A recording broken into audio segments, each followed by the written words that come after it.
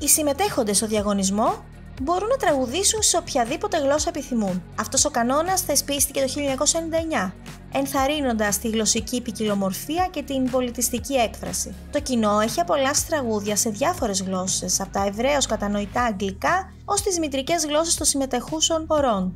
Παρά την κυριαρχία της αγγλικής γλώσσας τα τελευταία χρόνια, πολλές χώρες συνεχίζουν να προτιμούν τις δικές τους γλώσσες. Το ξέρατε ότι ο διαγωνισμός έχει φιλοξενήσει όμως και αρκετές ιδιαίτερες γλωσσικές επιλογές?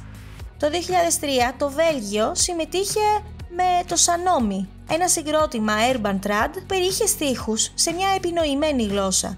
Αυτή η γλώσσα δημιουργήθηκε αποκλειστικά για το τραγούδι και δεν είχε συγκεκριμένο νόημα. Σίγουρα θα νομίζετε ότι πάτωσε στην κατάταξη, όμως θα σας εκπλήξω λέγοντάς σας ότι κατέλαβε τη δεύτερη θέση. Ήταν μία από τις πιο επιτυχημένες συμμετοχές του Βελγίου. Το 2016 η Τζαμάλα από την Ουκρανία, που νίκησε και το διαγωνισμό, τραγούδισε με στίχους της Τατάρ της Κριμαίας, μια γλώσσα που ομιλείται στην Κριμαία και σε περιοχές της Ουκρανικής διασποράς. Το 2021, ο εκπρόσωπος της Ολλανδίας ερμήνευσε το τραγούδι με μερικούς στίχους στα Σρανάν Τόγκο, μια τοπική γλώσσα του Σουρινάμ.